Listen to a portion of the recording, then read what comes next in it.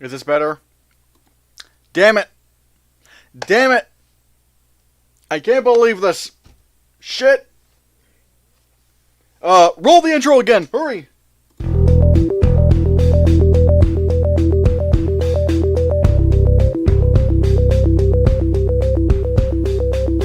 Welcome to the Hannahcast, everybody. My name is Christian Hannah, and what is this? Well, it's the Hannahcast, your one and only show for movie news for movie nerds. And yeah, I'm an idiot. Yeah, God. Well, anyway, guys, in case you don't know, wait, hold on. I need to make sure everything's going well.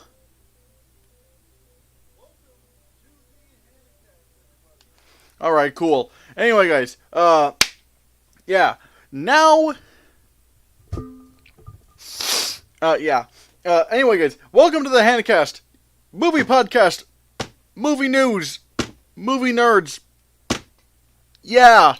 Also, just want to give you guys, once we get through, unlike last week, we have a lot of topics today. So, yeah. We have a lot of topics going on today. I think maybe 12 topics or something like that. Which, hey, I always love a good movie news week. So, yeah, guys. I mean, it's not, hell, some of the stuff isn't even just movie news. There's just also some stuff that I thought was pretty cool. But before we get into any of that, I will say, after we get through with topics, we're going to go into your live questions in the chat. So, prepare to start thinking of some cool stuff, because, yeah, we want to try and make this go as long as we can, so that, apparently it's actually good for the views and whatnot. I don't know. But yeah, guys, if you haven't already, give this video a like. Give this video a thumbs up. It's good for the algorithm. It helps. When you give this video a thumbs up, it tells YouTube, hey, spread the video around, and then YouTube will do its thing. Please don't let the YouTube monster bury me in the dirt any longer. It's cold. There's worms. There's bugs. Anyway, yeah, so give this video a like. Also, if you haven't already, smash that subscribe button. If you are not subscribed to this channel, what? Yeah, you need to subscribe to this channel because we need more people to get to 1,000 subscribers. We're already getting some subscribers, but we need more. We need to get to 1,000 subscribers so that we can start taking super chats, and then you guys can start using. You guys can already start using the Google Rewards app on your phone, because then when you take those little surveys, it adds up to Google Play revenue, which you can use to give me super chats. Wouldn't that be lovely? It would be, wouldn't it? So yeah. Like I said, consider, subscribe to the channel so we can make the channel grow. Also, if you are subscribed, hit that bell icon, smash that bell like the Liberty Bell, just crack that son of a bitch, so that you can be notified of all the videos and live streams that I have going on. And also, if you want to super chat but you can't really super chat, and you have like money, then go to streamelements.com/christiansreviews/tip and tip at least $2, and it helps out the channel, and it works just like a super chat, except it's just real money. You could use real money for super chats as well, but I can't do super chats because we don't have 1,000 subscribers yet, because we need more people to subscribe. We also have a Patreon account. Go to patreon.com/ChristianTylerHannah so you can get a lot of cool perks, including for $2 a month, you can get your name in my videos. For $5 a month, you can have that plus the Hannahcast audio only version for when you're exercising, and the Hannahcast after show where I can get political and stuff. Isn't that cool? And also we have future plans for the Patreon. Like, we have plans for things like movie commentaries, like making fun of bad movies, because that's always fun. Also, if you want to be up to date on my movie watching habits or whatnot, then go to letterboxd.com/ChristianHannah for movie ratings, top 10 lists of movies I've watched, and who knows, some of those top 10 lists might actually end up in a video. And plus, my top 10 lists are always being updated. Like, in video form, sadly, the lists, I can't really edit the videos once I've published them, but however, I'm always updating my top 10 lists on Letterboxd, meaning my top 10 movies of 2018 may not be the same as they once were. Who knows? And also, right now, our last message before we get into the topics, we have this little message. Good news, guys! We have merch now! Go to teespring.com/stores/ChristiansReviews to get your nasty little hands on all sorts of items, including my face on a t-shirt, my face on a hoodie, my face on a pillow, my face on a tote bag, my face on a mug, my face on a wall tapestry, my face on a blanket, my face on phone cases, my face on stickers, and many more! Or how about the Hannahcast logo on those items as stated above? Wow! And best of all, they come in so many different colors, including this! What is this color? What is it? I want to know. But wait, there's more! Act now, you can also get my exclusive Make America Cringe Again merch. Surely not a parody of the political climate we have today. Again, that's teespring.com/stores/ChristiansReviews. Order now!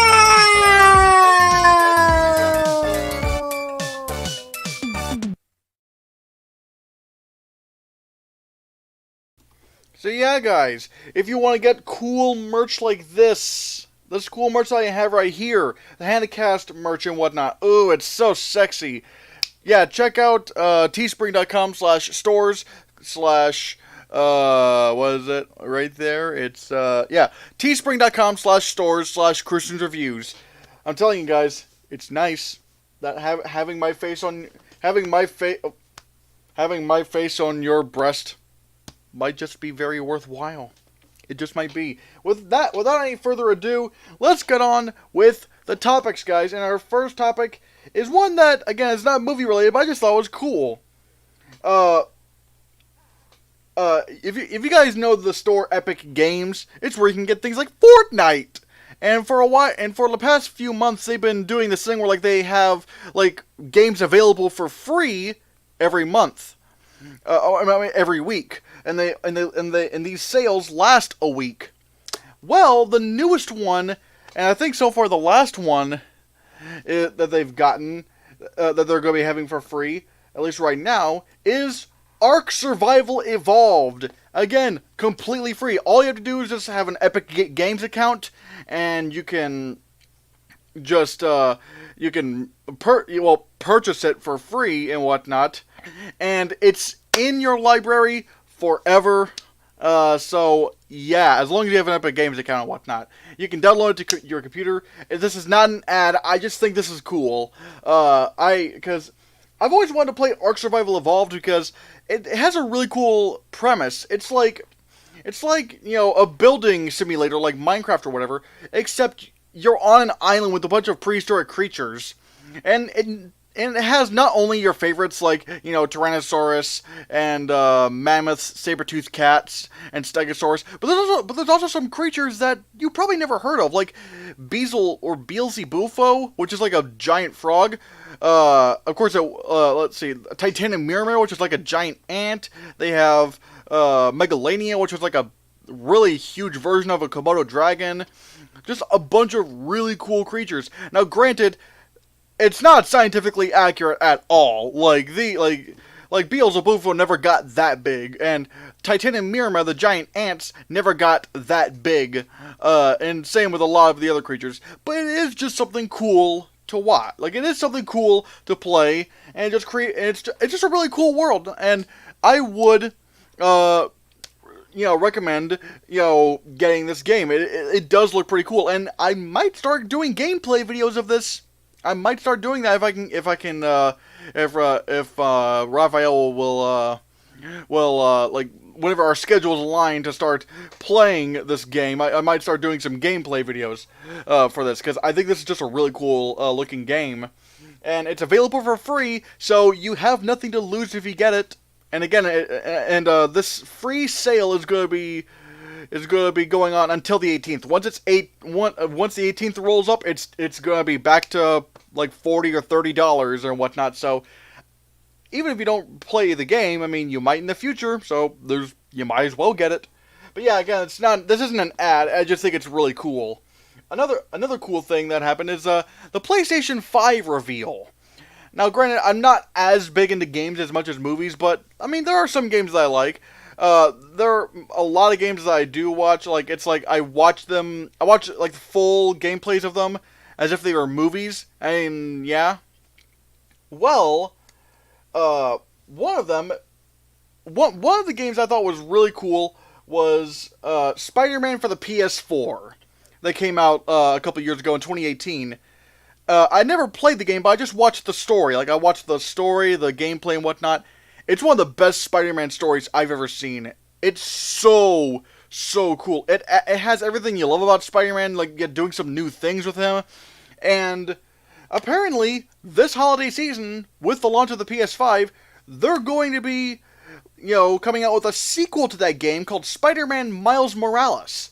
Which I think is just awesome.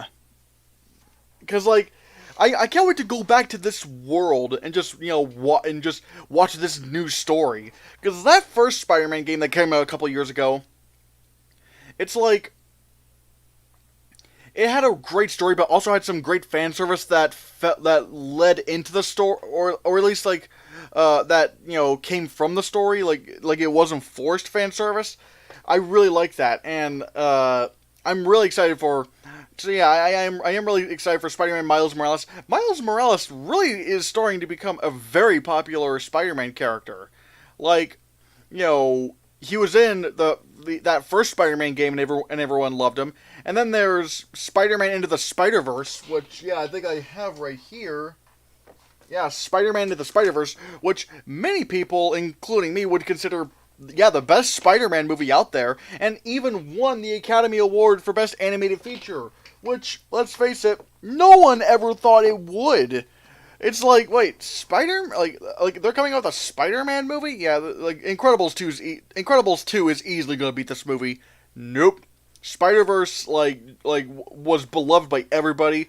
And again, it showed the world that Miles Morales was a really cool character. And I can't wait to see what they're going to do with him in this game. So, yeah, guys, what are your thoughts on Spider-Man Miles Morales and with the announcement of that game for the PS5? Let me know in the chat, and yeah, let's get to the next topic. Oops.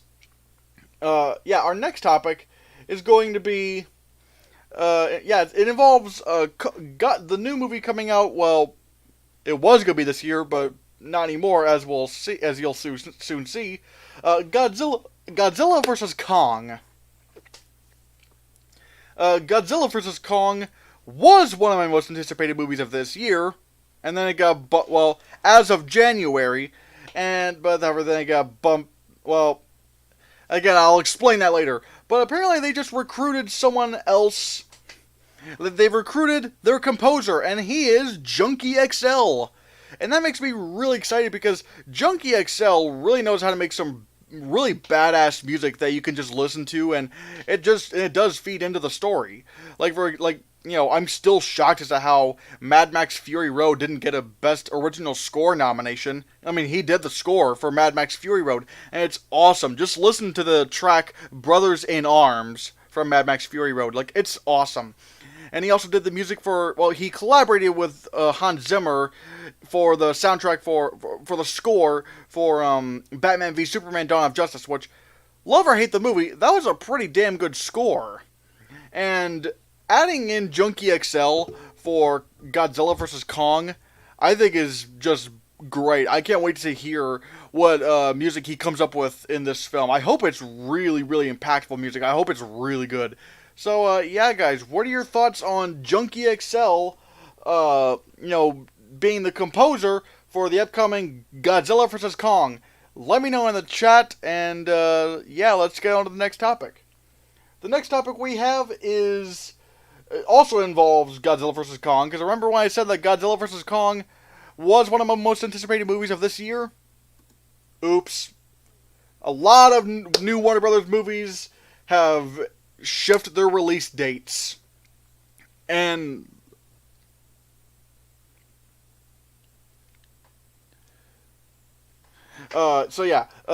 anyways, there's been a few Warner Brothers movies that have been shifted around in terms of release dates.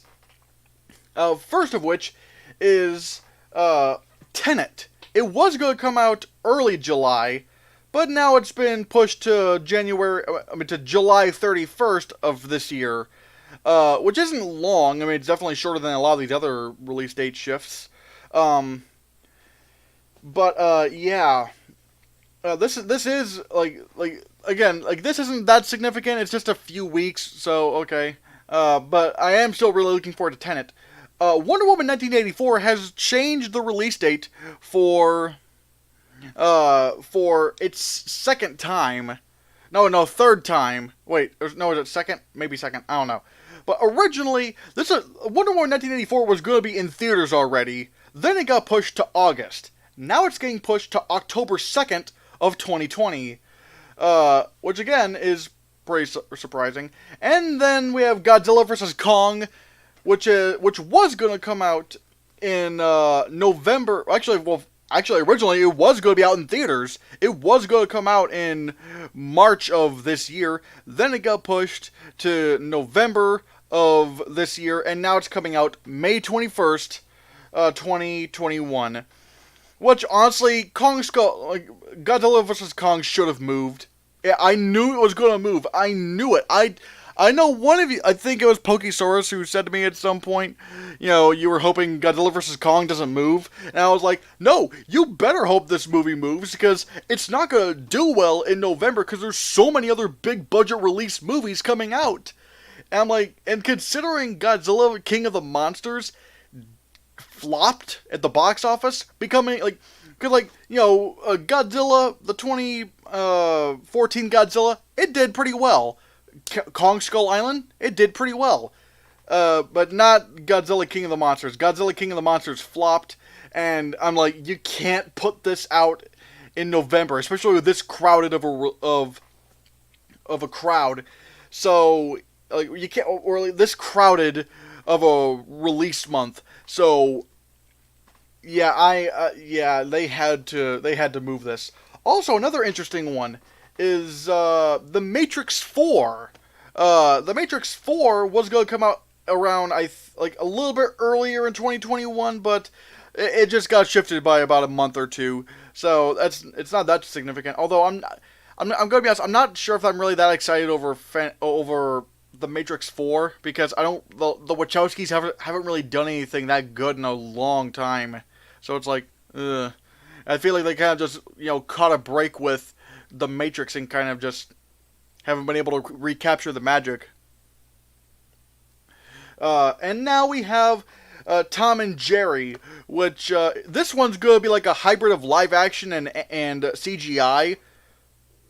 So like, is this gonna be a live action Tom and Jerry movie, and like Tom and Jerry gonna be CGI? If that's the case, how do you make that in? I will say, how do you make that into live action? There's definitely some animations that you can put into live action form. I mean, Aladdin did it. The Lion King did it. I was wondering how Aladdin was going to do that, considering how crazy that was. But ultimately, it worked. Tom and Jerry, though, is going to be strange. It was going to come out it was originally going to come out December of this year, but then got moved to March 5th of 2021. Although, I will say, one way they could make this work, and granted, I'm not that big of a Tom and Jerry fan. I'm just not. It's not really my thing. But one way they could make this work in live action is if they do what Dora and the Lost City of Gold did with Swiper the Fox, because somehow they were able to make him look realistic, but yet also make him really cartoony. I honestly don't know I don't know what it was, but it really did work the way they did Swiper the Fox in Dora and the Lost City of Gold, the live action Dora movie, the live action Dora in the live action Dora the Explorer movie, which is called Dora the Lost City of Gold. They did Swiper really well, and so maybe they could do Tom and Jerry that way. Again, I don't know. It's going to be really tough to try to adapt. But yeah, guys, what do you think of the new Warner Brothers movies release dates? Let me know in the chat, and let's get on to the next topic. Hold on, let me just get a drink here, because,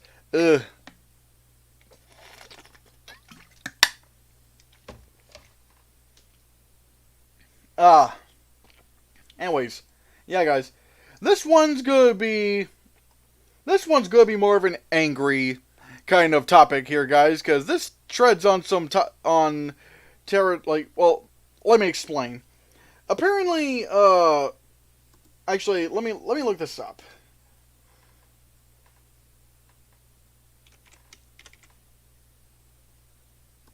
If you guys don't, hold on, I'm really prepared for this. Ooh-wee.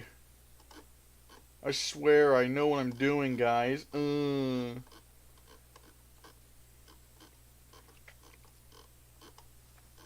Because I feel like I owe it to myself to bring up the quote here.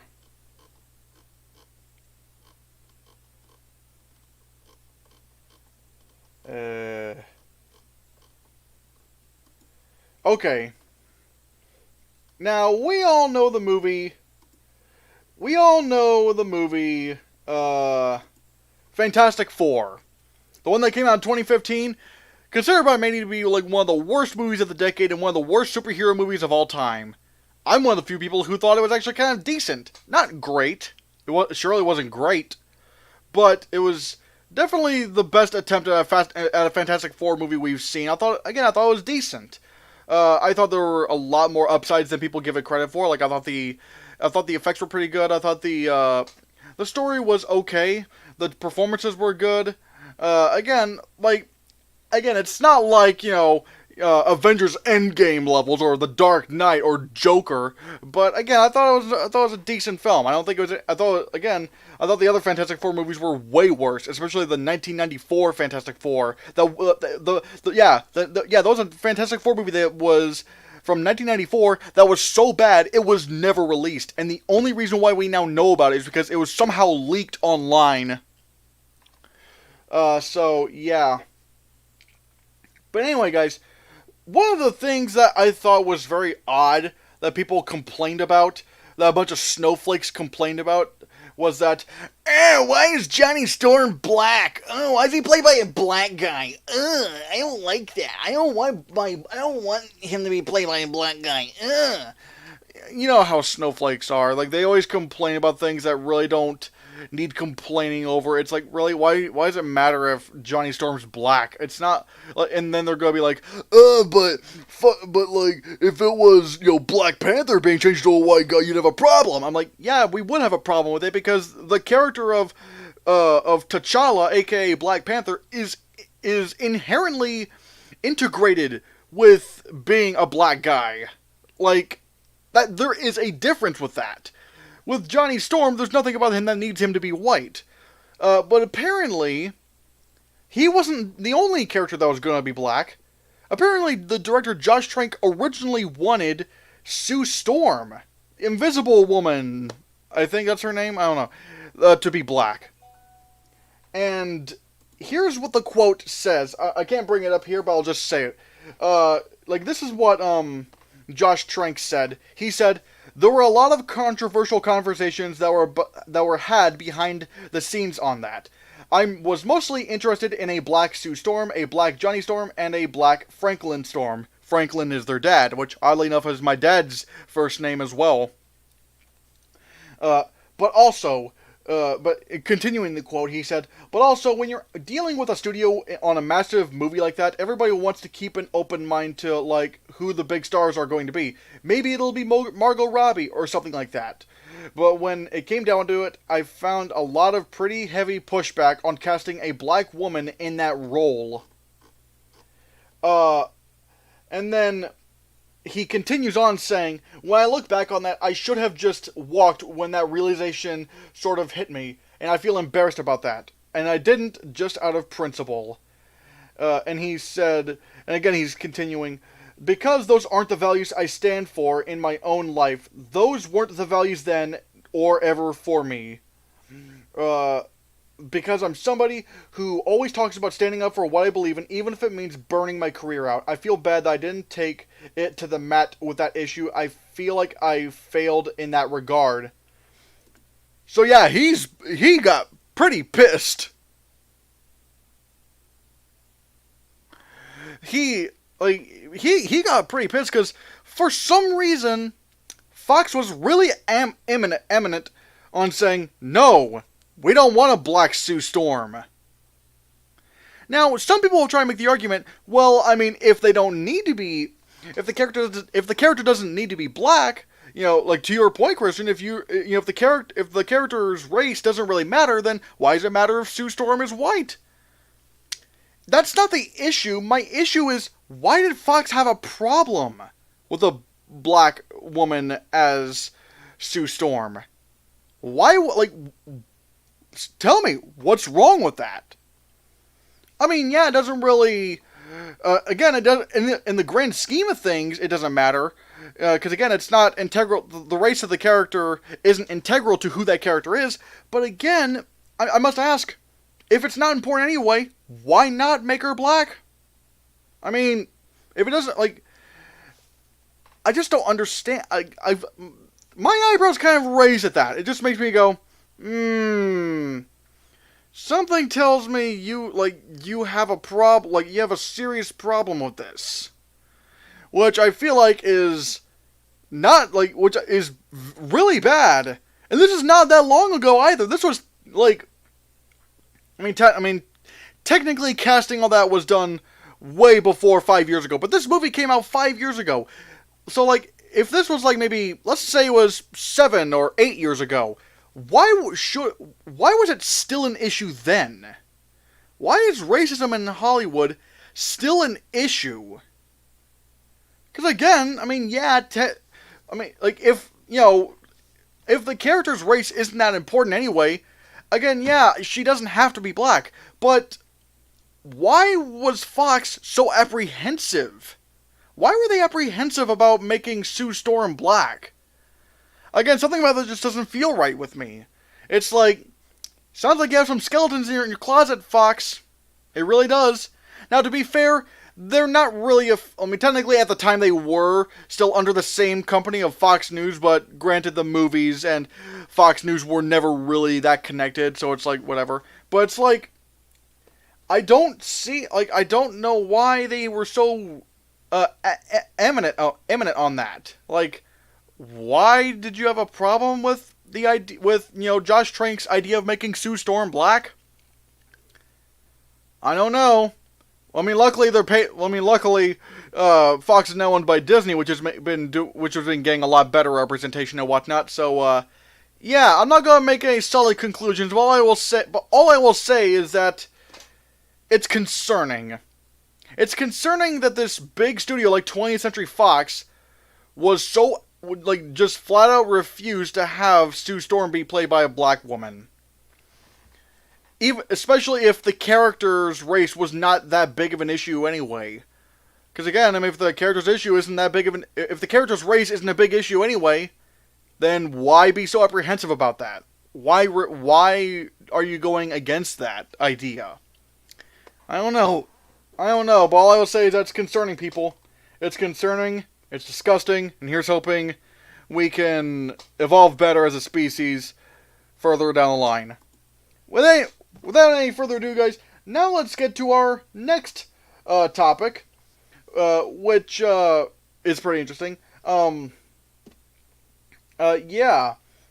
Oscars. We all love the Oscars. I mean, I love the Oscars. I can't wait to watch the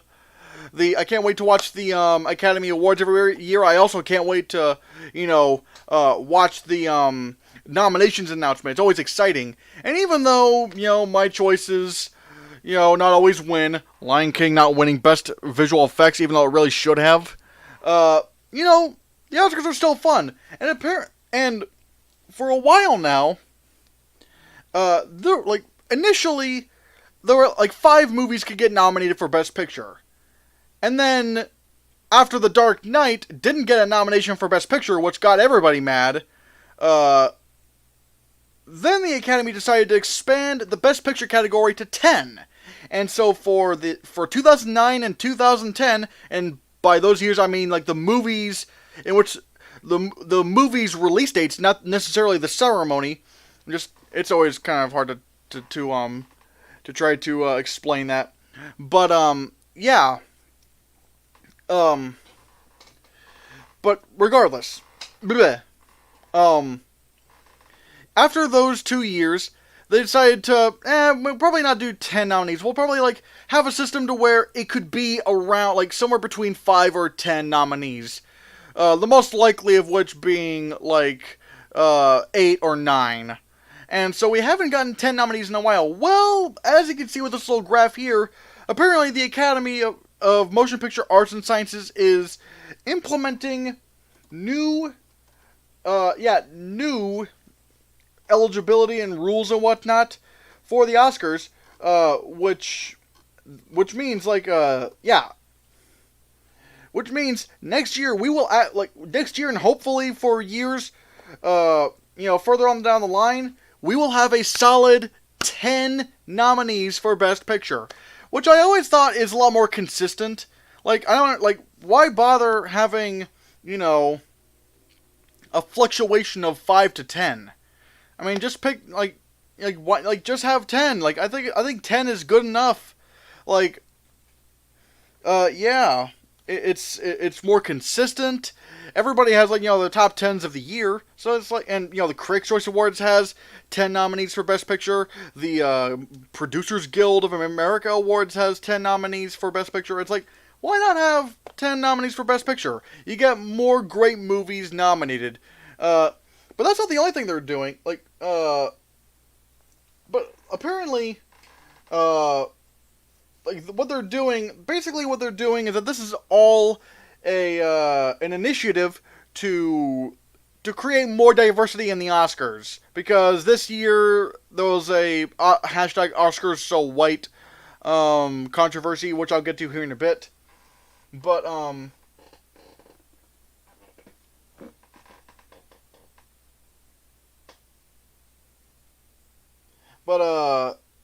yeah, it's kind of hard to really explain what's going on.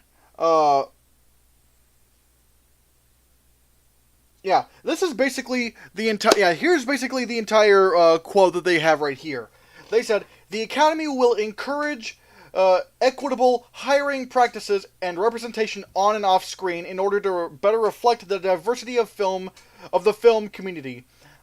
To ensure more diverse representation, in collaboration with the Producers Guild of America, the Academy will create a task force of industry leaders appointed by David Rubin that will include Governor and A2020 Committee Chair Devon Franklin to develop and implement new representation and inclusion standards for Oscars eligibility by July 31st, 2020. Eligibility for films in consideration for the 93rd Academy Awards will not be impacted. Beginning with the 94th Academy Awards 2021, the Best Picture category will be set at 10 nominees rather than a fluctuating number of nominations from year to year.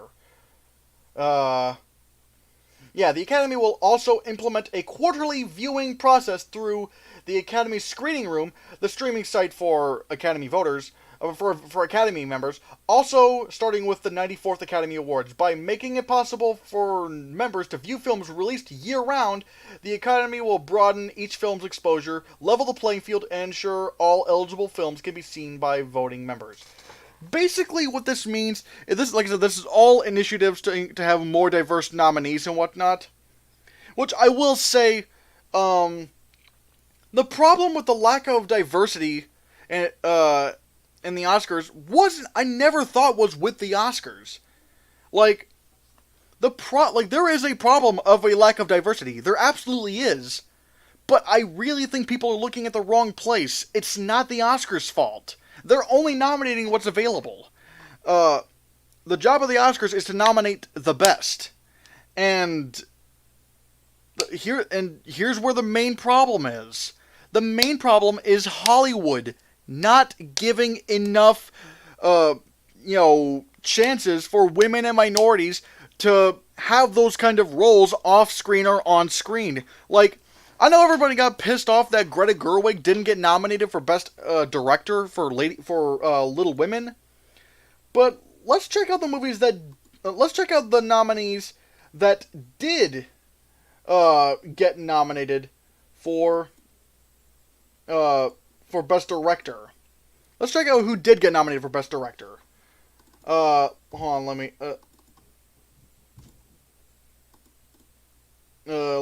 me just get this right here. I can't pull it up, so I can only just, okay. This year's nominees for Best Director were Martin Scorsese for The Irishman, Todd Phillips for Joker, Sam Mendes for 1917, Quentin Tarantino for Once Upon a Time in Hollywood, and and Bong Joon-ho for Parasite. And ultimately, Bong Joon-ho won. And I'm gonna be honest, that's really tough competition. It really is. You could probably make an argument for Quentin Tarantino being bumped out because I thought he did a few questionable direction things with Once Upon a Time in Hollywood, mainly being his weird foot fetish or whatever, just really showcasing that. It's like, dude, I don't want to think about you jerking off to feet. That's kind of gross. But then, you have other people like Noah Baumbach for Marriage Story. Let's see, Josh Safdie and Benny Safdie for Uncut Gems, or, in my opinion, Jon Favreau for The Lion King, took animation and visual effects to a whole new level with The Lion King. I thought what he did with The Lion King was fantastic. But you also have Anthony Russo and Joe Russo that could have been nominated for for Avengers Endgame, which I would have nominated Anthony and Joe Russo for Avengers Endgame, because, especially when you look at the 11-year, Avengers, because Avengers Endgame was the conclusion to 11 years and 22 movies, and I do think that's kind of worth, praising. And also you have Taika Waititi for Jojo Rabbit. I thought Taika Waititi did an excellent job with Jojo Rabbit. Again, Jon Favreau, Anthony and Joe Russo, and Taika Waititi did not get nominated for Best Director. But regardless, Jojo Rabbit could have gone wrong so easily. It really could have. Especially because like it's a movie about this little kid, the hero of the movie, who is going to like a Nazi camp every day to one day become a Nazi, and he has an imaginary friend played by Adolf Hitler. That movie could have gone so bad, and yet so heartwarming and touching and really funny and dark, and yet all blends together so naturally. That could have gone so wrong, and I feel like that would have been. I would have nominated Taika Waititi for Jojo Rabbit over Greta Gerwig for Little Women, or again, what about Ryan Johnson for Knives Out? He he did trying to construct a murder mystery like that so seamlessly is just insanely incredible. So again, yeah, I love, don't get me wrong, I thought what Greta Gerwig did with Little Women was great, but I don't think she deserved a Best Actress nomination. Not because she's a woman, but because I thought there were just other directors who did a better job than her. Or when people were saying Eddie Murphy should have gotten nominated for Best Actor for Dolomite Is My Name. I'm like, really? I mean, he was great, but let's look at the nominees.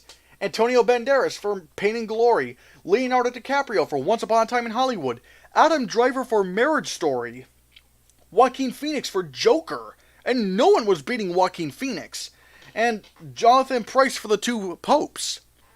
Now, granted, I can't say anything about Antonio Banderas for Pain and Glory because I haven't seen that, but I would have easily had any of those other actors over Eddie Murphy.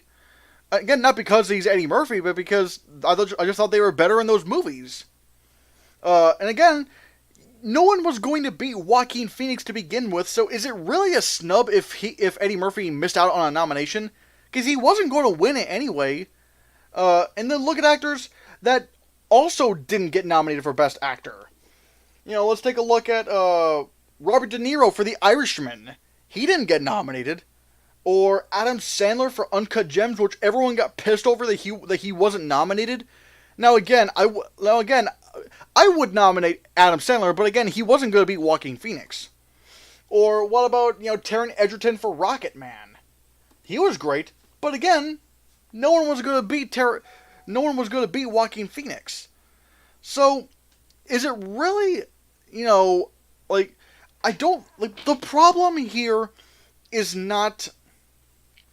The problem with the lack of diversity in the Oscars is not the Oscars' fault. It's Hollywood's fault for not giving more opportunities for women and minorities to shine. And then people are going to say, oh, but shouldn't talent count and not the color of your skin or your genitalia? No, it shouldn't, but here's the problem. There are talented women and minorities who just do not get a fair shot in Hollywood. Look at Patty Jenkins, the director of Wonder Woman. She directed Charlize Theron to an Academy Award win for Best Actress in the movie Monster from 2003. That's an incredible job of a director if they can actually direct their actors to win an Oscar. That's really impressive. And you know what was Shirley, and keep in mind, Monster came out in 2003. You know what was Patty Jenkins' next movie? Wonder Woman in 2017. I'm like, so this woman, who's extremely talented, Patty Jenkins, at directing, didn't get a single good movie directing gig until Wonder Woman? That again, that's concerning.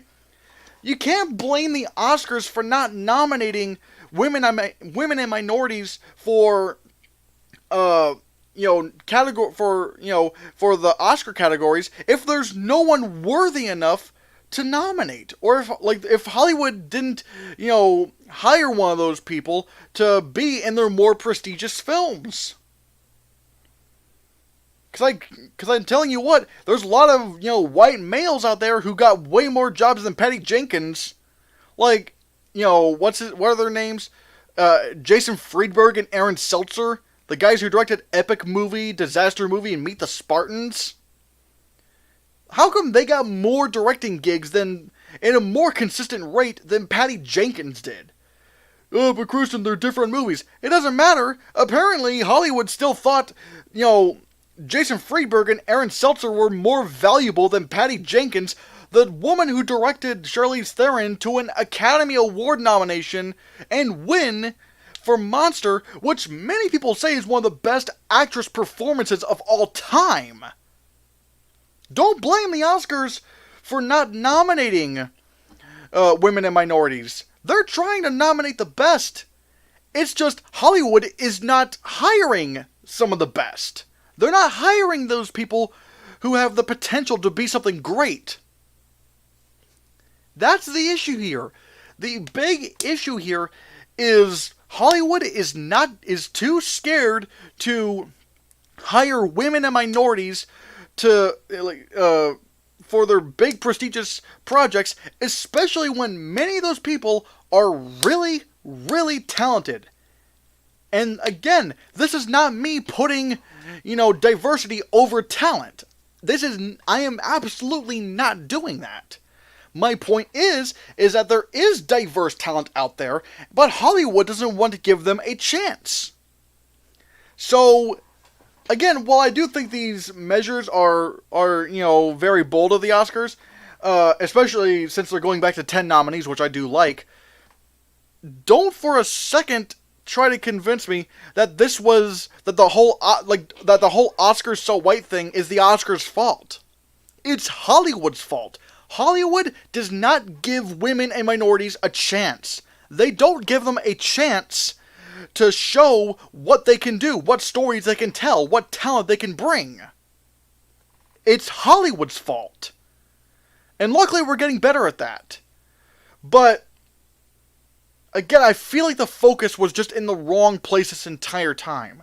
There is a lack of diversity issue. There is an issue. That is undeniable.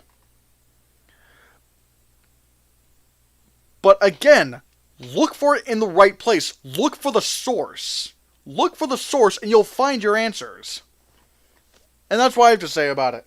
So yeah, guys, what do you think of these new Oscars initiatives? What do you think of the Oscars going back to 10 nominees? Again, I think that's really cool. Let me know in the chat and let me know your thoughts. Man, that rant, I needed to get a drink from that.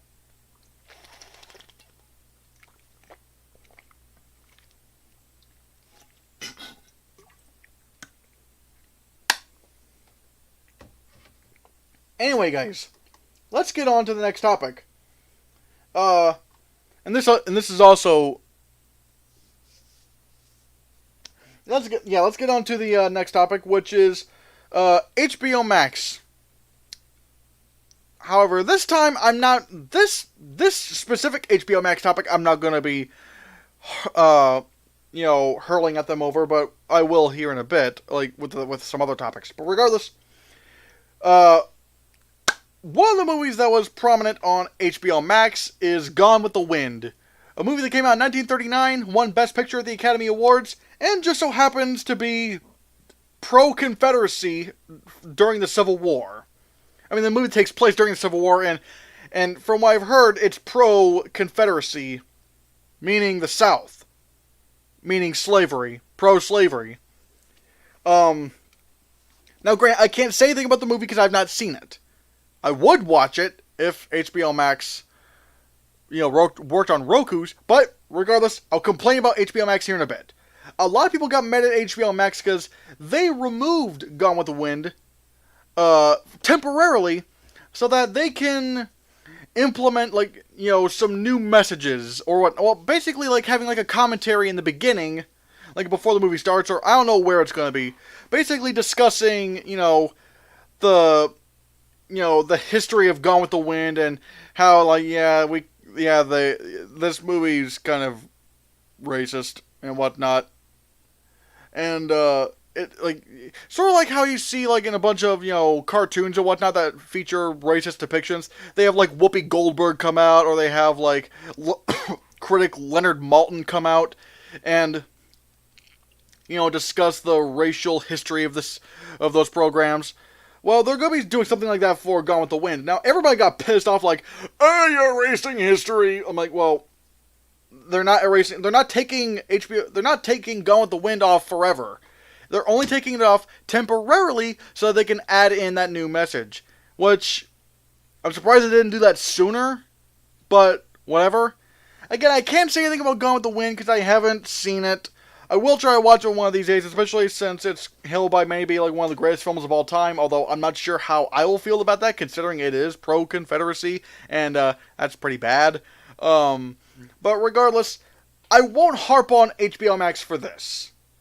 I'll let HBO Max slide with this, because they're not taking it off forever, they're just trying to add in like a new discussion, to try, talking about, the racial the racial historics of Gone with the Wind.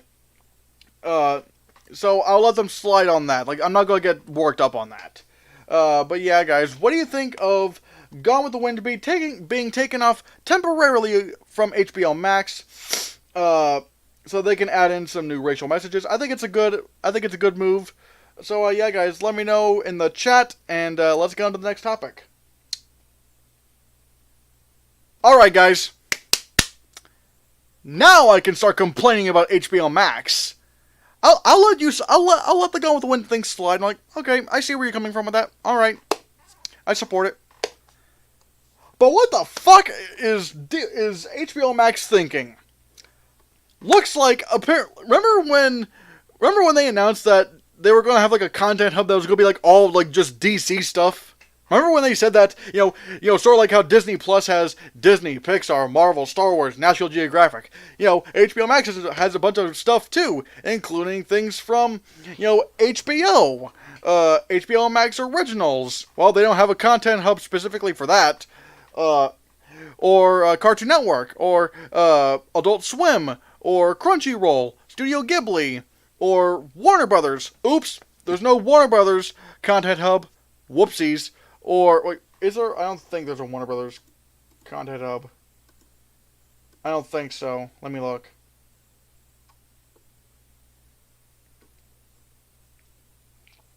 I need to get back into my rant.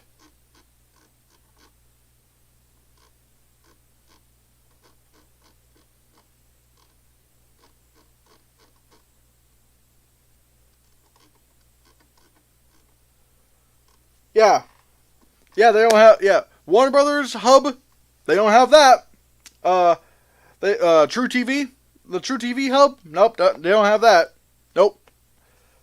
And so yeah, but like I said, one of the main prominent ones was DC. This will be the home for DC movies and DC entertainment. Well, they didn't launch with the Dark Knight trilogy, which is probably their most successful and greatest, which is probably DC's best films. They don't have Man of Steel. But whatever. We have Justice League. We have Batman v Superman. We have Wonder Woman. We have the old Batman movies. We have, Suicide Squad. We have the DCEU and whatnot. Oops! Looks like all that stuff is going away.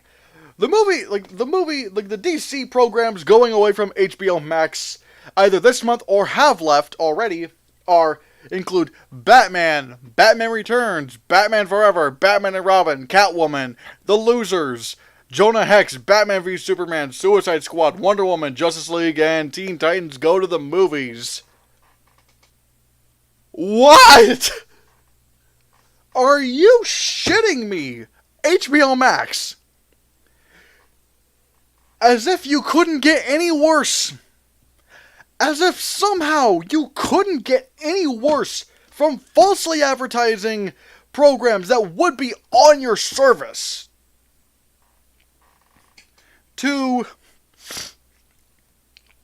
not having anything in 4K, even though I know you have the money to do that. And Disney Plus did that without even an additional tier. You claim to have everything HBO, yet Last Week Tonight has only the past season.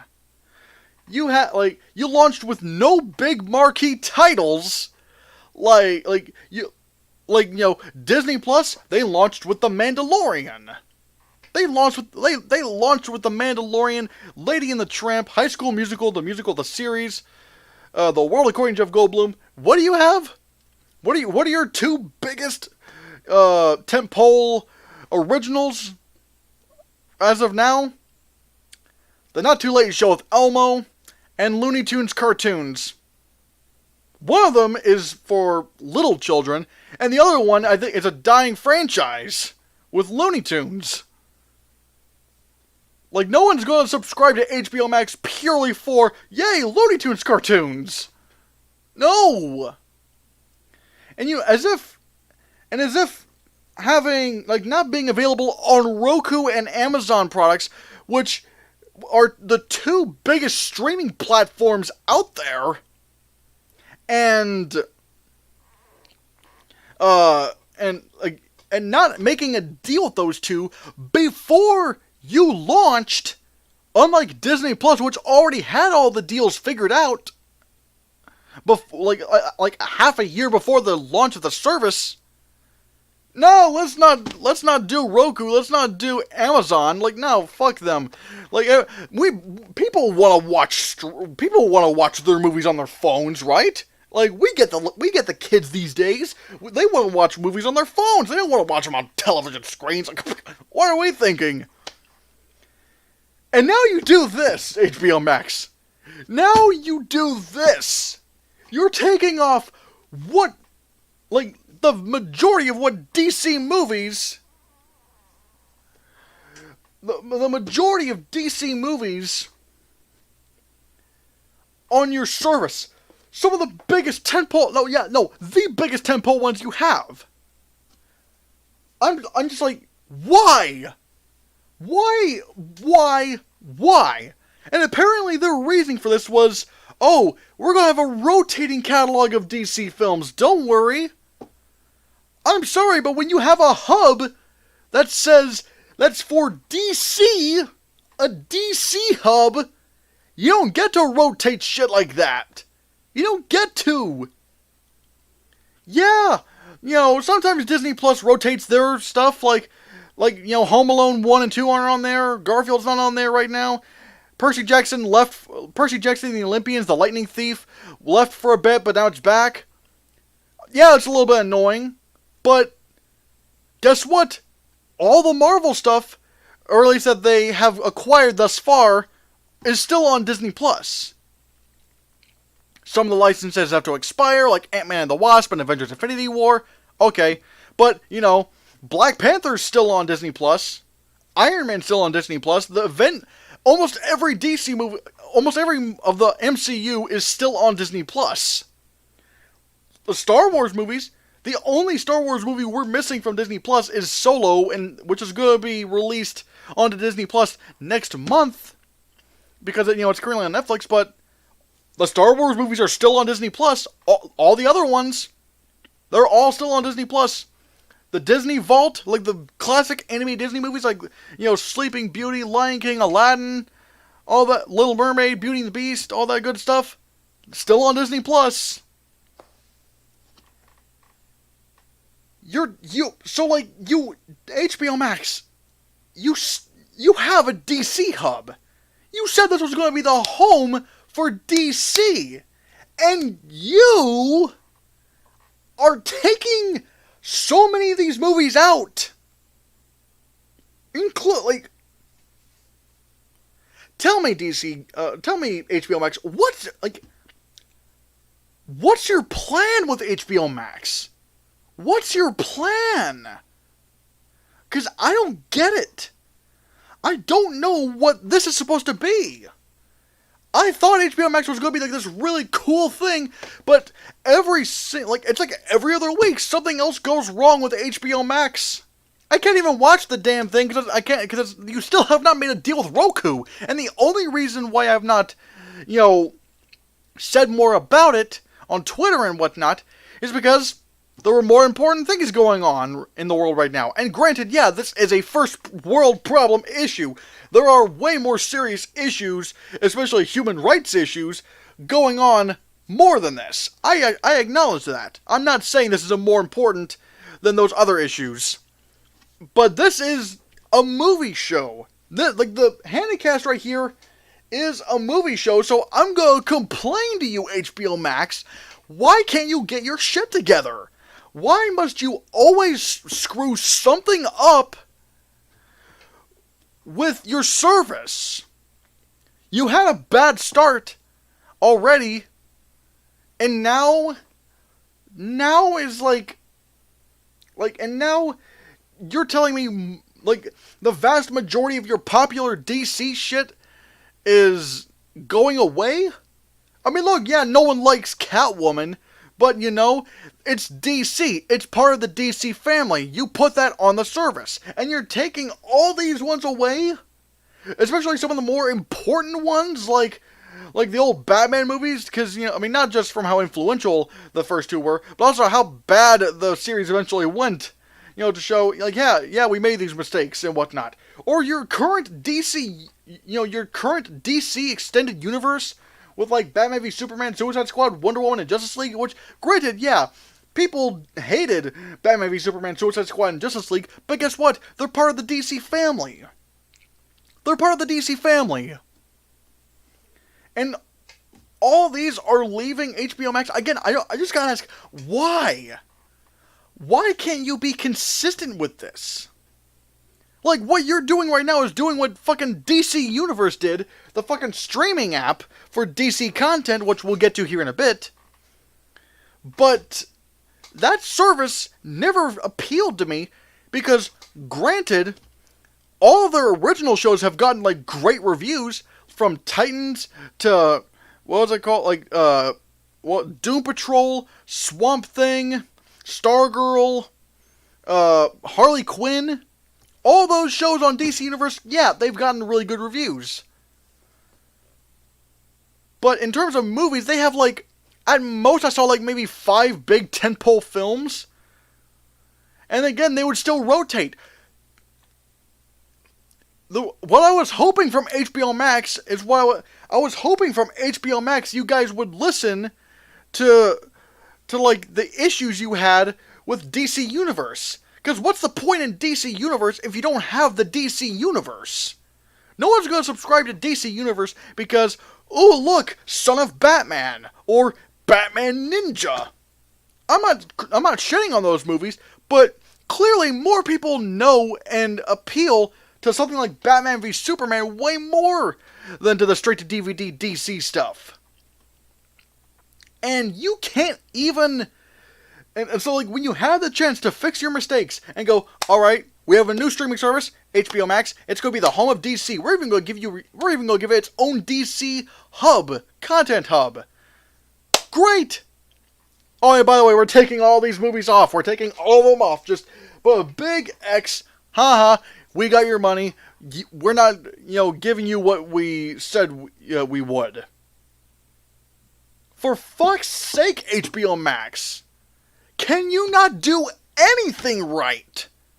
Can you not figure out what you're... Like, can you not figure out what, the customers are wanting? Because, again, it can't be that hard.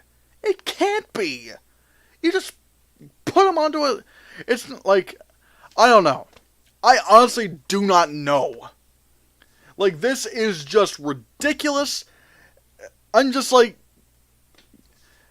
and if I'm not mistaken, I think, like, over the past 2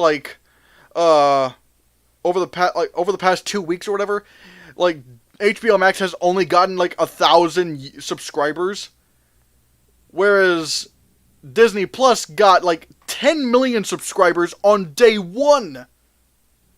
So in, like, 2 weeks or something like that, like, I don't know if it was 2 weeks,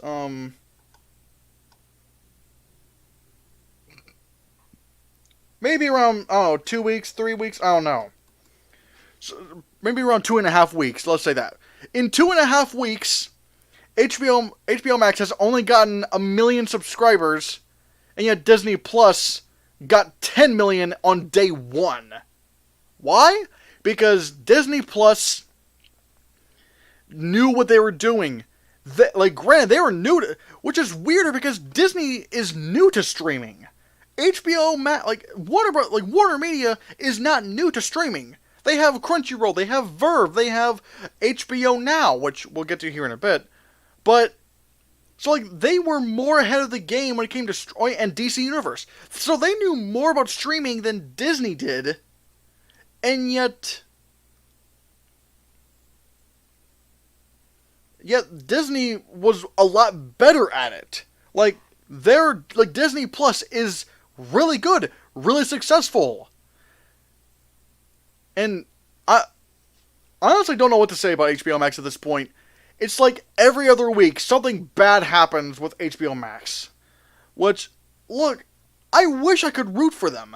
I really wish I could, but because I want them to get better. But Jesus Christ, they keep making the worst decisions humanly possible. The worst. God, what's this? Hair? Some sort of hair in my eye or something like that. But it's like, I don't know if HBO Max is suited for streaming.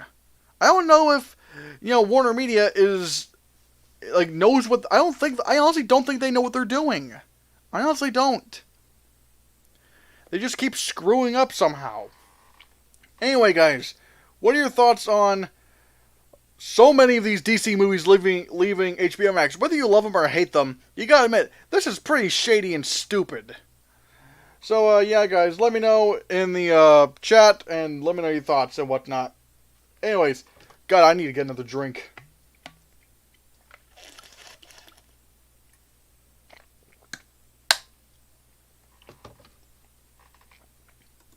Anyway, guys, yeah.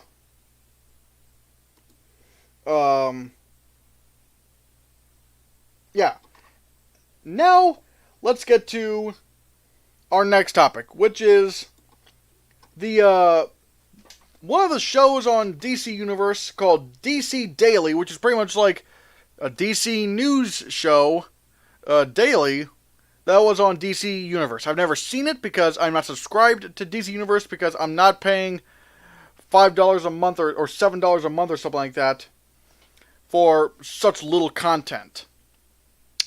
Not. But, anyways,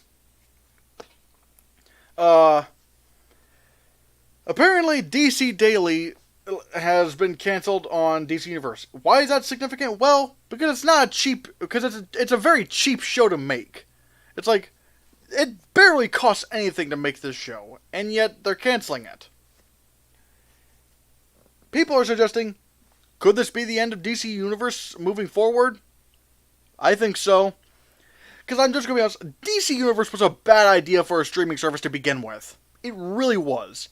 It catered to only a specific to a specific fan base, which is, I don't think, never the right move. And I'll get to why here in a bit. But it's like, just a small fan base. At least when you compare to the wide rangeness of Disney Plus and Netflix and Hulu and whatnot, and Amazon Prime. It seemed a little bit too small. Okay, well, let's just put, this will be the home for DC. Like I said, it's DC Universe. They barely have any movies on there. Or at least any notable movies. In fact, let me go on here.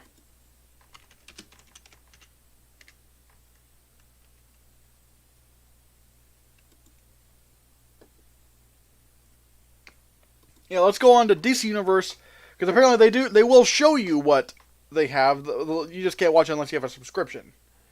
But yeah, let's take a look at the movies that are on DC Universe. Any of the notable ones. They have Superman the movie, notable. Batman 1989, notable. Batman Returns, notable. Watchmen, alright, you have Watchmen. That's it! Those are all the ones. Oh wait. Yeah, those are all the ones. Yeah, yeah, I'm looking at it right now. Yeah, they barely have anything. They barely have anything on here in terms of movies. Holy shit! Yeah, that's not good.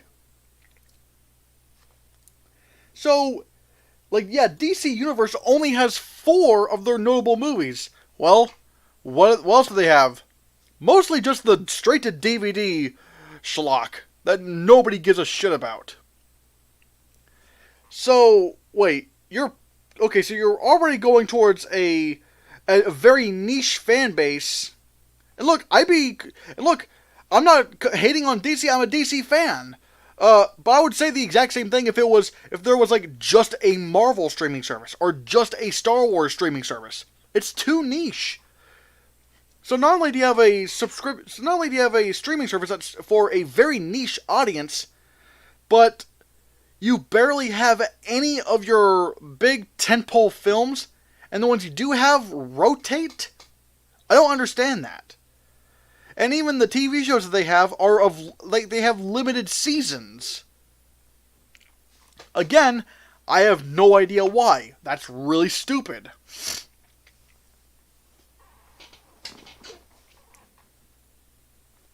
Now again, the DC original shows, I've heard nothing but great things about. Like Titans, Harley Quinn, Doom Patrol, Swamp Thing, and Stargirl. Heard nothing but great things about them. But, which is pretty impressive for a streaming service, if they're able to, pump out that much success.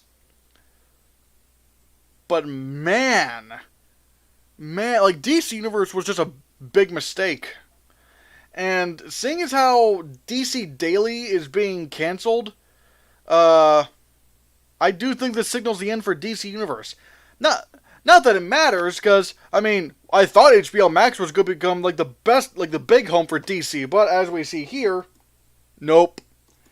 So, yeah, guys, what do you think of DC Daily being canceled on DC Universe, the streaming app? Do you think this signals the end of DC Universe in the future? Let me know in the comments, in the chat, and let me know your thoughts. Anyway, guys, I need to get a new drink.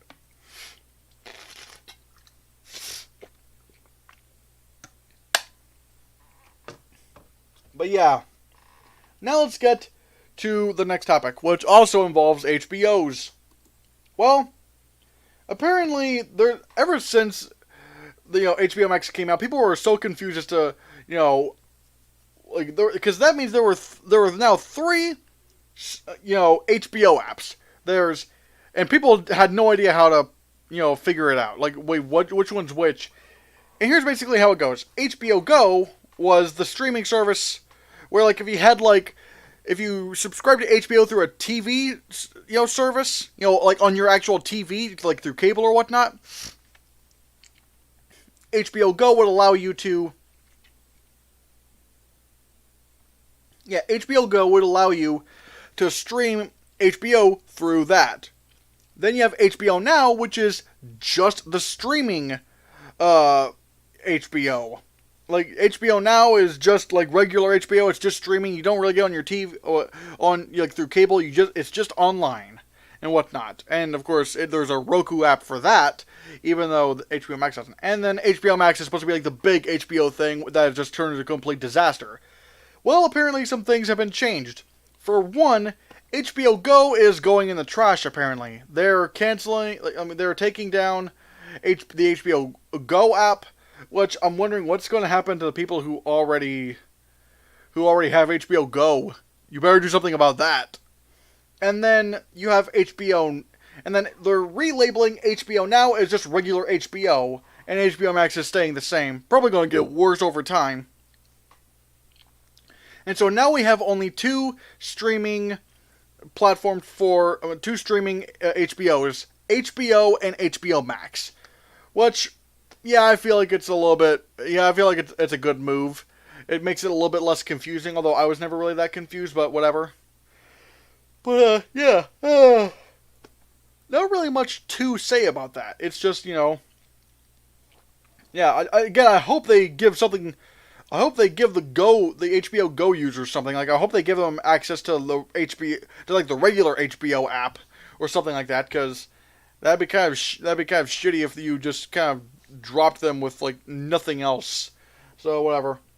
So yeah, guys, what do you think of all the HBO debacle being being fixed in some way. Like I said, HBO Go is no more. HBO Now is being rebranded to HBO, and HBO Max is, well, HBO Max. So, yeah, let me know in the chat, and let me know your thoughts. Anyway, guys, next topic. One of the big cult comedies of the 90s is Bill and Ted's Excellent Adventure, starring Keanu Reeves and Alex Winter. Well, apparently, and then they came out with a sequel called Bill and Ted's Bogus Journey, and now, a couple of decades later, they're coming out with Bill and Ted Face the Music, Bill and Ted 3. Everyone's excited for this. Everyone was excited for the trailer and whatnot. Although I will be honest, I don't think I'm that excited over this movie. And here's why. I love Keanu Reeves, but you can tell he's old now. You can tell he's old in Bill and Ted Face the Music. Like, he doesn't act at all like he did back then. Now, some people will say, well, but you're compared to Luke Skywalker. This is completely different. This is completely different from The Last Jedi and Luke Skywalker. Because that was a dramatic film. This is a comedy. Like, this is a comedy, and even then, this isn't really about the character. This is about Keanu Reeves as an actor. Because Keanu Reeves, like, his character's supposed to be like, oh, yeah, dude. But he's like, oh, yeah, dude. It's like, I don't know, he feels old in this. And it just does not work. Again, once the movie comes out, who knows? Maybe it will work in context. But I will say, I feel like this is a little bit too late. And again, I think this might also have to do with how good of an actor, how Keanu Reeves is. Because I'm not gonna lie, I'm starting to think he might not be that great of an actor. Because aside from The Matrix and John Wick, which were very specific roles, has Keanu Reeves been that really good in anything else? He felt kind of awkward in Bram Stoker's Dracula. He was definitely miscast in the movie Replicas. Was it Replicas? I think. I don't know. It was like a movie where he played a robot, and I'm like, He did not feel like he belonged in that movie.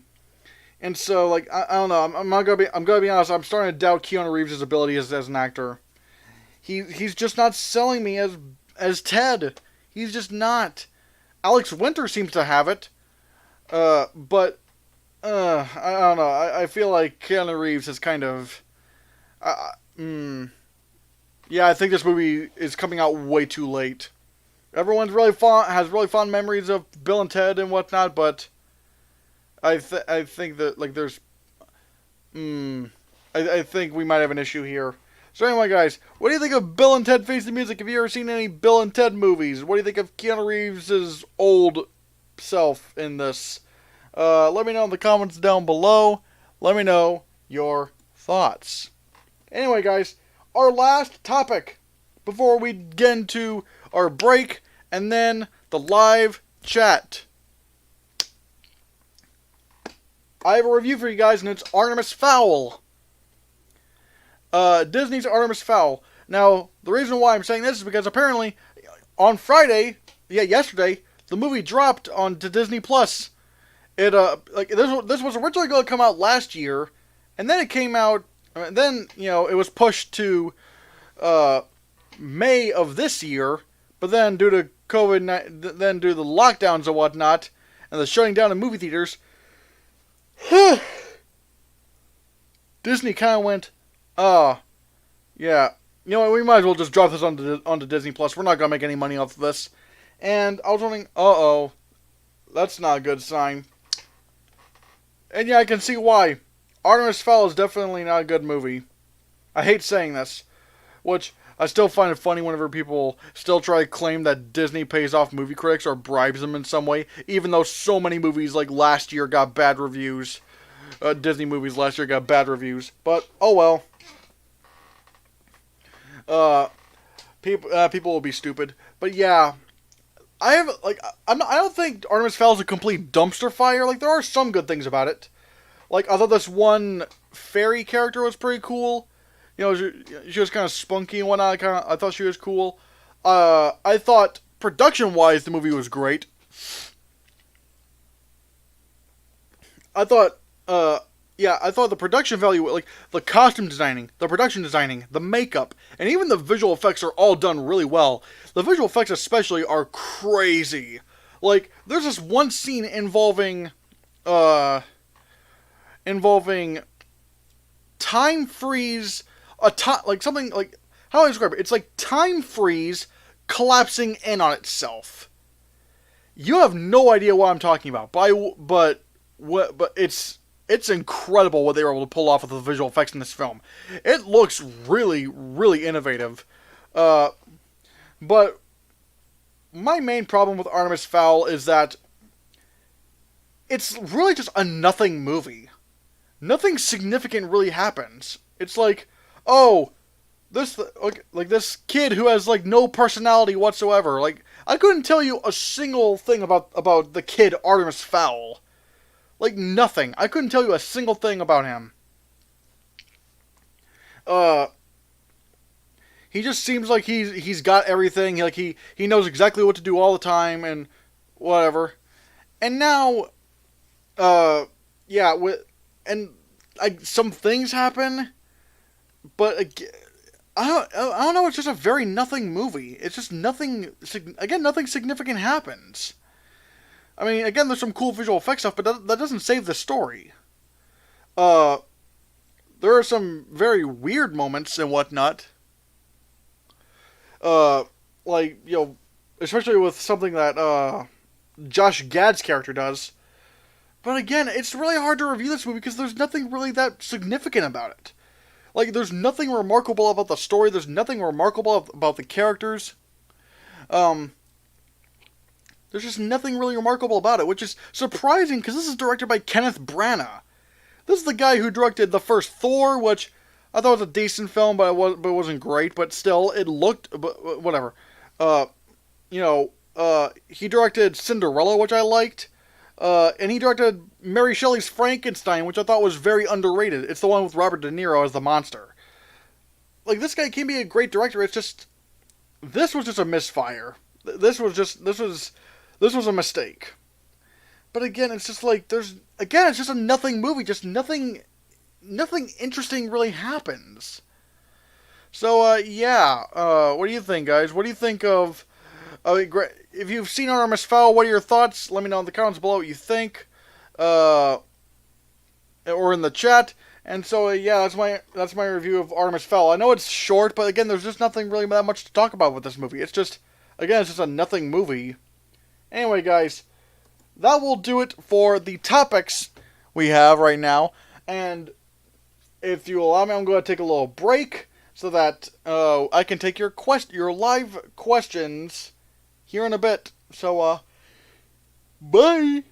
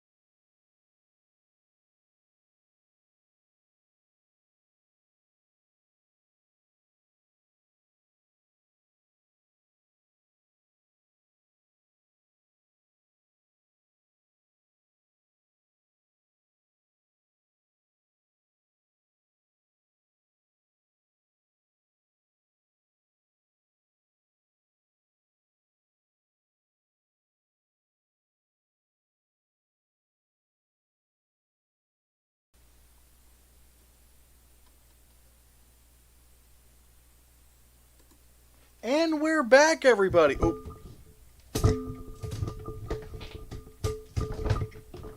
And we're back, everybody. Thank you so much for indulging me on that break. So yeah, let's get into your chat questions, shall we? Alexi Zavala says, hello guys, hi. Nick Personal says, hi everyone. Mike, oopsies, I made a bit of a whoopsie, I made a bit of a fucky wucky a little bit earlier. Yeah. Anyways, don't be a Murray, don't be awful. Let's see, sexy merch, yes, the sexy merch. Ah! Buy my merch! Anyways, Alexi Zavala says, cute merch. Thanks! You wanna know how you can get it? You can get it with this! Good news, guys! We have merch now! Go to teespring.com/stores/ChristiansReviews to get your nasty little hands on all sorts of items, including my face on a t-shirt, my face on a hoodie, my face on a pillow, my face on a tote bag, my face on a mug, my face on a wall tapestry, my face on a blanket, my face on phone cases, my face on stickers, and many more! Or how about the Hannahcast logo on those items as stated above? Wow! And best of all, they come in so many different colors, including this! What is this color? What is it? I want to know. But wait, there's more! Act now, you can also get my exclusive Make America Cringe Again merch. Surely not a parody of the political climate we have today. Again, that's teespring.com/stores/ChristiansReviews. Order now!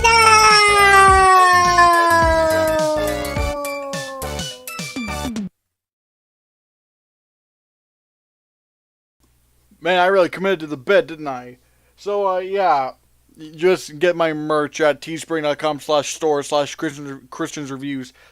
Buy my merch. Yeah. Anyway, guys. Let's see. Just like GTA 5, I don't, but my brother and sister love Ark. Again,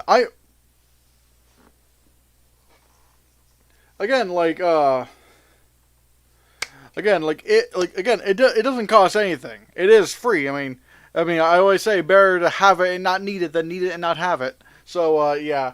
I mean, I'd suggest it. I hate that ant.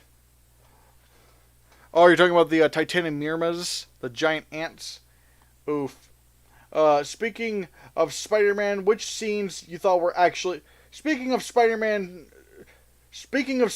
which scenes you thought were actually pretty cool and liked them from the Spider-Man Sam Raimi trilogy and why? Okay, that's a good question. I don't like the Sam Raimi Spider-Man movies. I don't make that a secret. But I will say there are things I like in them. Oops. But yeah, there are some things I like in them. Like, for example... Okay, scenes... The train scene in Spider-Man 2 is really cool. I thought that was a great action scene. I thought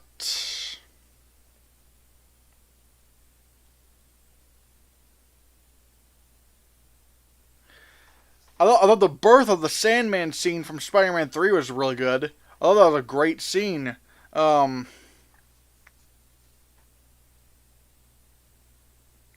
trying to think. I'm trying to think of everything off the top of my head. Yeah,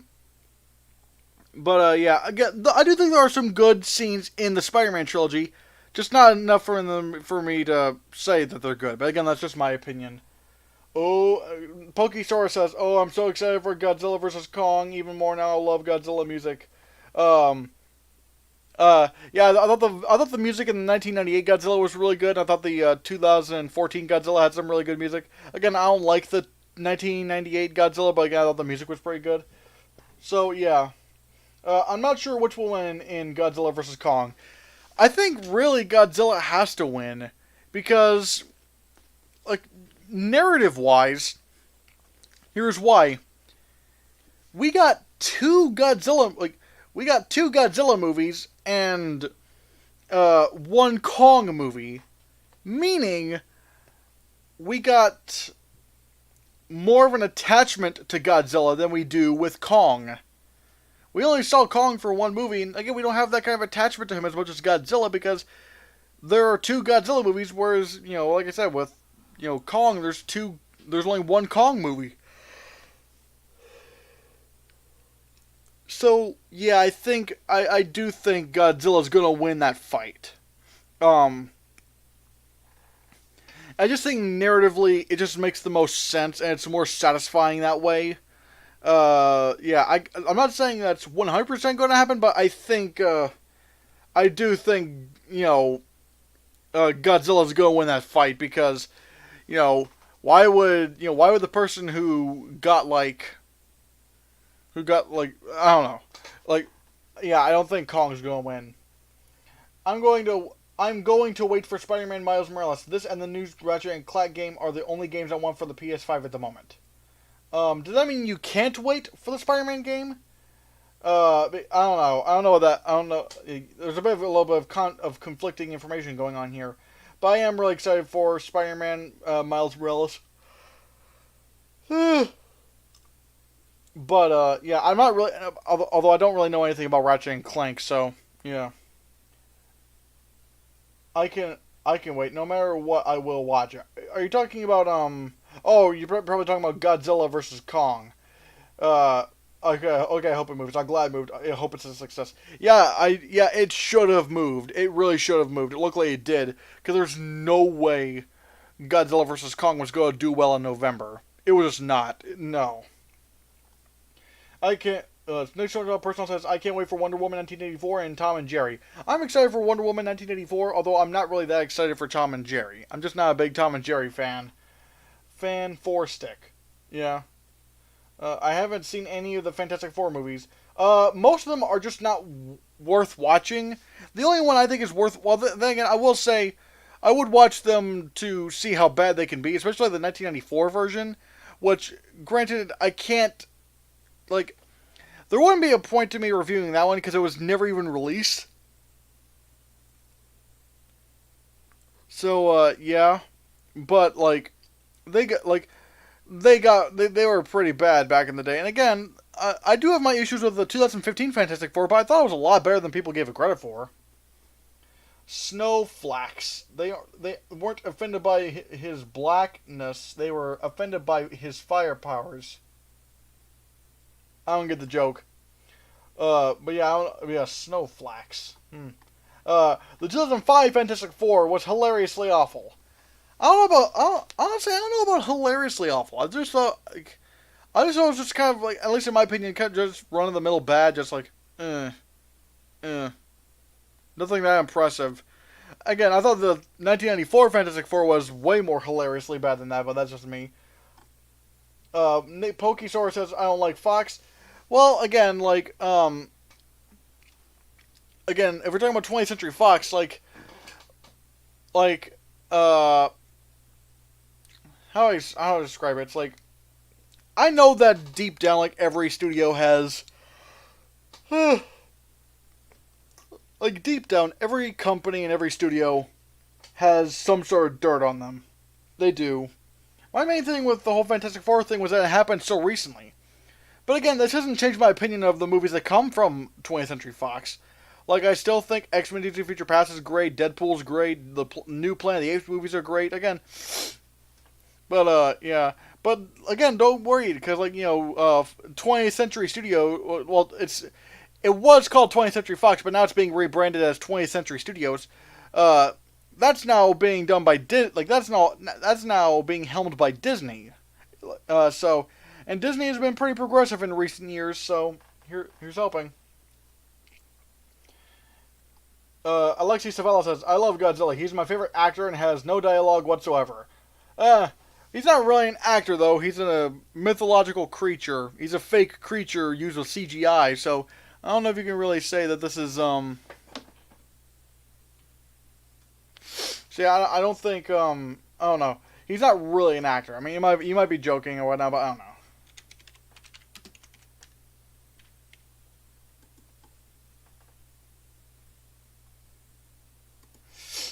Let's see. Might be bad, Gaga. Okay.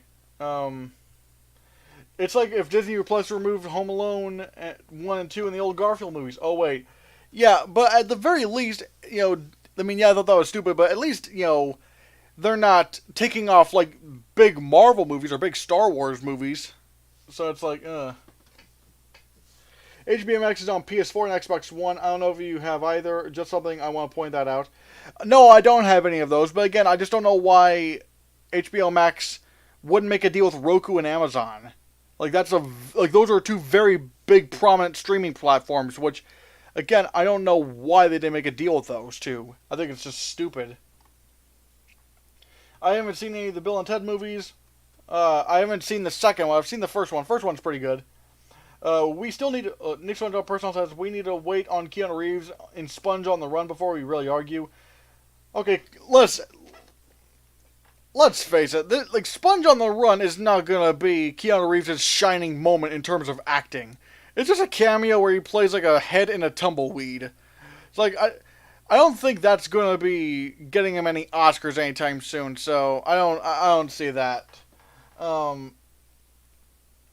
2021 will be a hell of a year for movies. Uh, here's hoping. Here's hoping. I'm still going to see Artemis Fowl soon. Again, like, if you want to watch it, sure, it's on Disney Plus. I mean, again, so, like, yeah. Didn't Disney say, depending on how Artemis Fowl does, they would have more movies straight to streaming?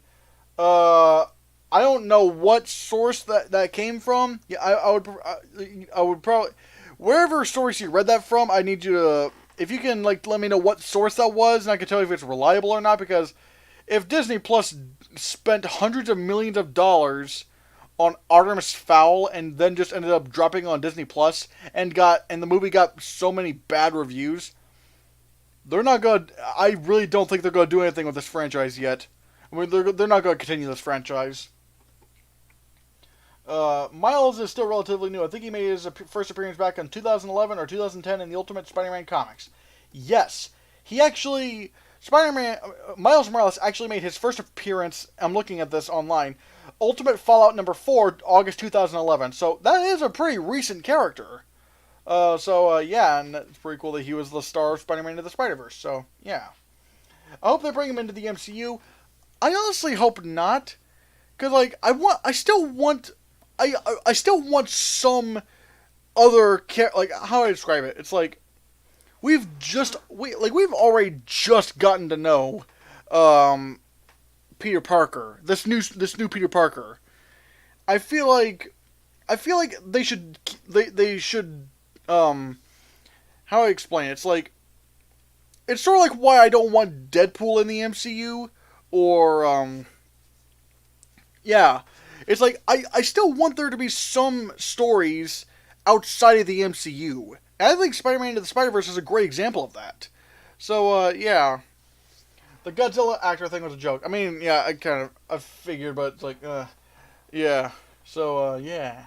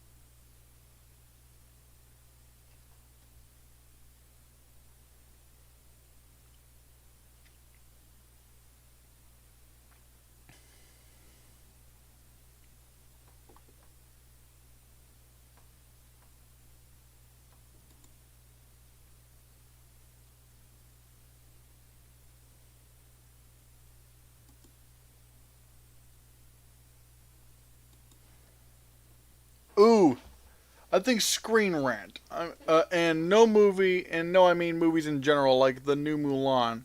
What were you talking about earlier? Let me look.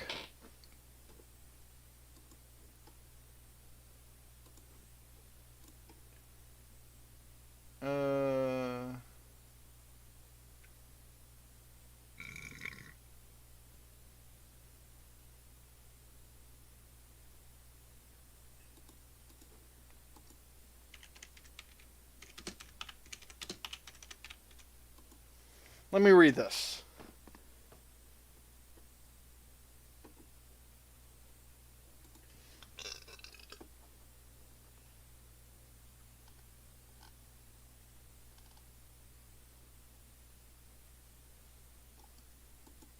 Okay, let me let me read this.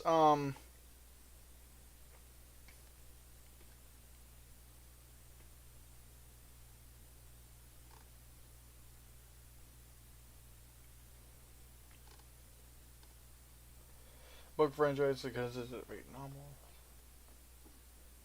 So in 2012. So if Disney wants to adapt more of Colfer's work, there's certainly potential for a major movie franchise. The big problem is that Kenneth Branagh's Disney Plus adaptation has received harsh reviews, with many critics questioning the series' long-term viability. As of now, Disney Plus hasn't greenlit Artemis Fowl 2 and probably won't for several months. Well, yeah, I'm just gonna be honest. Um, I really would not count on an Artemis Fowl 2. Because again, this was going to be put into theaters. This was going to be, let me just, yeah. This was going to be, Artemis Fowl was going to be released in theaters. And the reason why they didn't release it in theaters is because of the lockdowns. But, here's the thing, considering how bad the reviews were for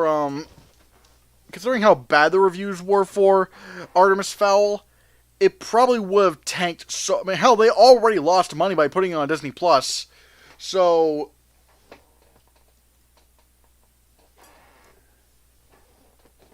So yeah, I would absolutely not imagine them ever trying to do Artemis Fowl 2. Unless they try doing maybe an Artemis Fowl animated TV series, which is really cheap to do, sort of rebooting it or whatever.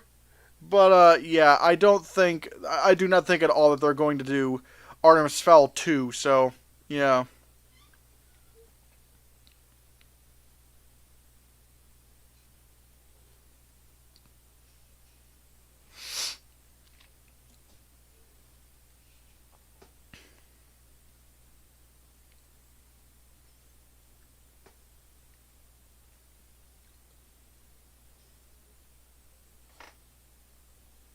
Oh wait, Oh, more movies straight. Oh wait, now I know what you're talking about. More movies sent straight to streaming. Um, wait. So wait, I wasn't even reading the right one.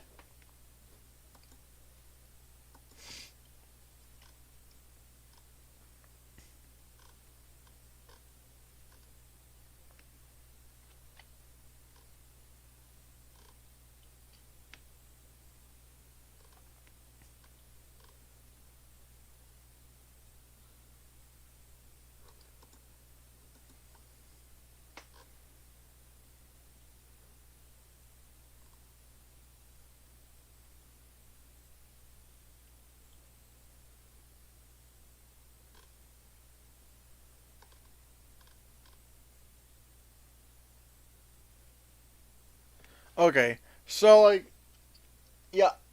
Okay, if we're talking about Disney releasing their movies straight to Disney Plus, no, no, because they would lose so much money from that. They really would. Let's keep in mind the movies that have been released straight to streaming so far are the ones that would have flopped in theaters.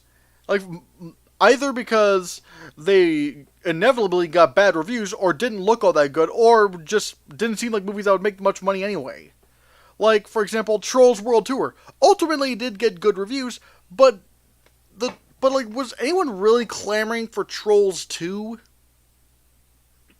No one was really excited. No one was really excited for that. Scoob. All right, Scoob's being released straight to streaming. Oh wait, it got bad reviews. That's why they put it straight to streaming, because because it's getting bad reviews. It's pretty likely that it would not have made money in theaters.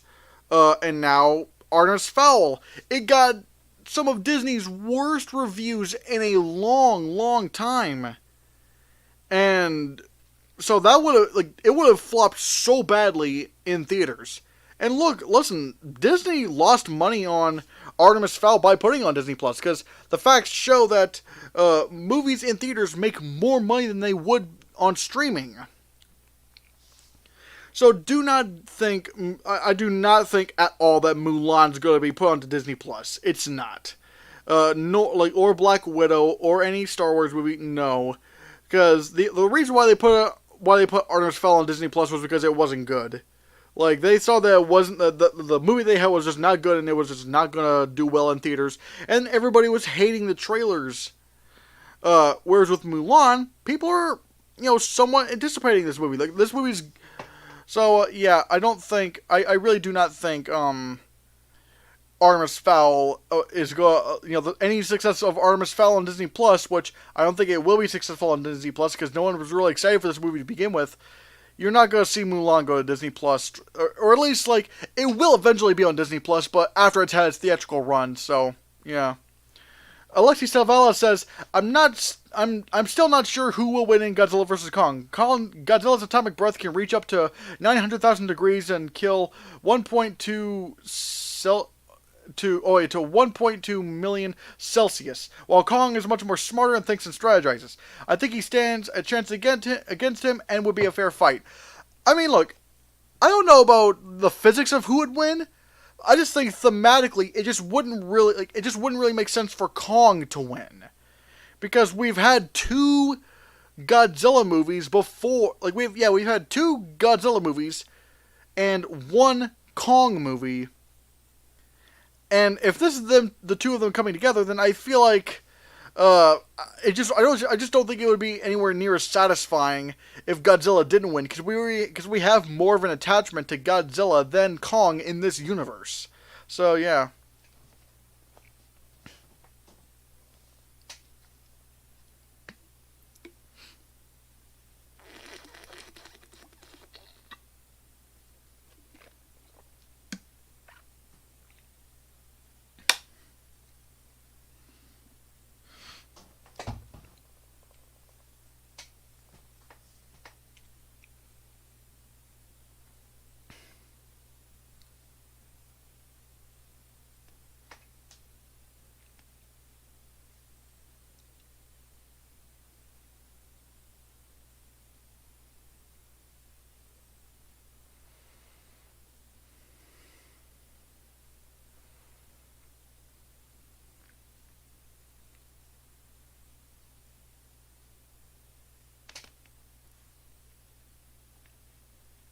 Ooh, we're at 2 hours now. That's gonna be good for my views.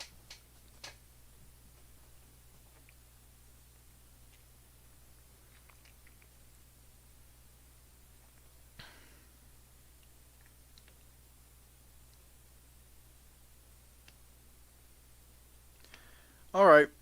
Looks like Alexi Savala says that's all for now. What about you, Nick Smudge Personal, or anybody else in the chat? Got anything else before I sign off?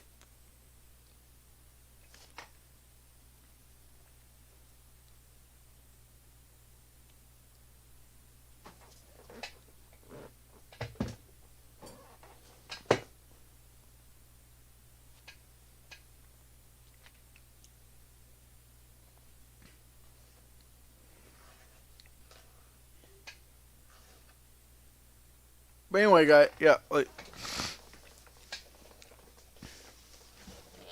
I think if Nick SpongeBob Personal is finished, I think I might be finished with this stream. Like, this week's stream. I mean, I can't really do going once, going twice, because it's not in real time. So,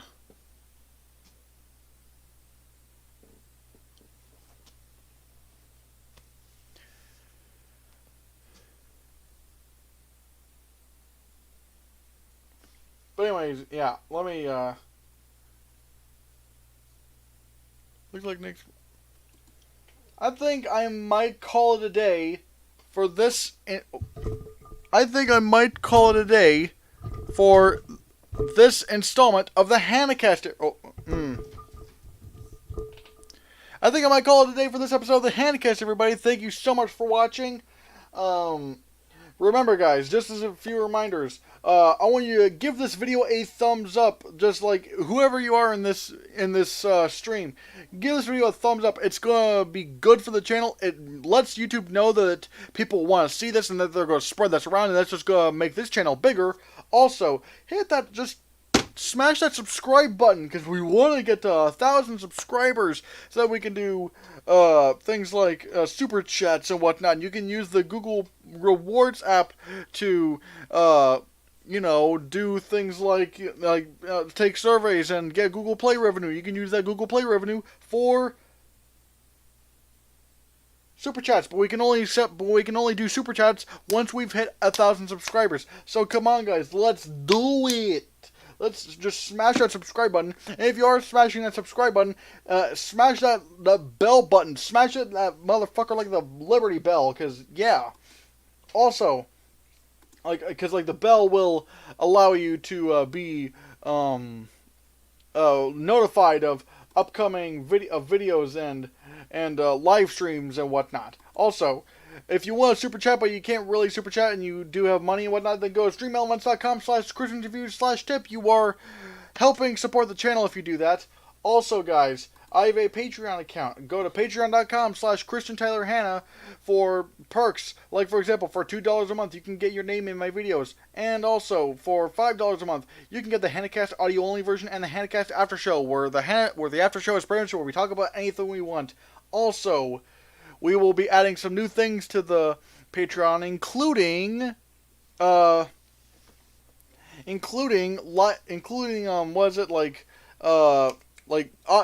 commentaries of movies, where we kind of make fun of movies and whatnot. Also, check out my Letterboxd account, letterboxd.com/ChristianHannah, where we have movie ratings, top 10 lists, and movies that I've watched and whatnot. And I'm always updating my top 10 lists. It's like a little movie diary or whatnot. And without any further ado, guys, that'll do it for this episode of the Hannahcast. And before I leave you, here's the close off the show, I guess. Bye. Good news, guys! We have merch now! Go to teespring.com/stores/ChristiansReviews to get your nasty little hands on all sorts of items, including my face on a t-shirt, my face on a hoodie, my face on a pillow, my face on a tote bag, my face on a mug, my face on a wall tapestry, my face on a blanket, my face on phone cases, my face on stickers, and many more! Or how about the Hannahcast logo on those items as stated above? Wow! And best of all, they come in so many different colors, including this! What is this color? What is it? I want to know. But wait, there's more! Act now, you can also get my exclusive Make America Cringe Again merch. Surely not a parody of the political climate we have today. Again, that's teespring.com/stores/ChristiansReviews. Order now!